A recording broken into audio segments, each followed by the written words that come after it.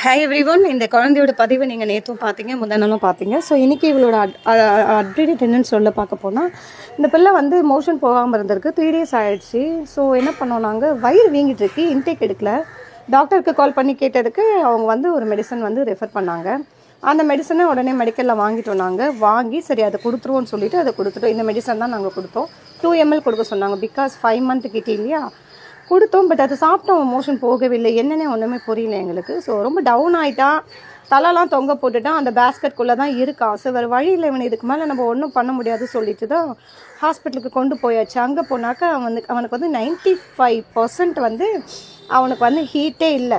ரொம்ப இதுவாக இருக்கான் அவனுக்கு. ஹீட் இதுவே இல்லை அவனுக்கு. அதாவது ரொம்ப கோல்டில் இருக்கான், ஹீட் இல்லை. அந்த ஹீட்டுக்காக இந்த ஹீட் பேட், இதோட பேர் தான் ஹீட் பேடுன்னு சொல்லுவாங்க.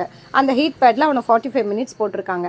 அது போடும்போது அவனுக்கு கொஞ்சம் அந்த ஹீட் வார்ம் கிடைக்கும். அவனுக்கு கிடைச்சாலும் அடுத்தது வந்து அவனுக்கு ட்ரீட்மெண்ட்டே நம்ம ஸ்டார்ட் பண்ண முடியும்னு சொல்லிட்டு ஸோ அது 45 minutes கொடுத்துருக்காங்க. தென் வந்து இப்போ அவனுக்கு ஐவி கண்டிப்பாக போட்டே ஆகணும்னு சொல்லிட்டு ஐவி போடுறாங்க. ஐவி போட ஸ்டார்ட் பண்ணியாச்சு. இந்த குழந்தையோட அப்டேட் இன்னைக்கு. ஆக்சுவலி நாளைக்கு போக வேண்டியது முடியாத சுச்சுவேஷனில் டேஞ்சர் இருந்ததுனால உடனே இன்னைக்கு கூட்டிகிட்டு போகிற மாதிரி ஆயிடுச்சு. ஸோ இந்த பிள்ளைக்கு இன்னும் ட்ரீட்மெண்ட் தேவைகள் இருக்குங்க. தயவு செஞ்சு எல்லாருமே இந்த பிள்ளைக்கு உதவு பண்ணுங்க ப்ளீஸ். உதவாதவங்க எவ்வளோ பேர் இருக்கீங்க, உங்களோட கருணை உள்ளத்தை இதில் காட்டுங்க.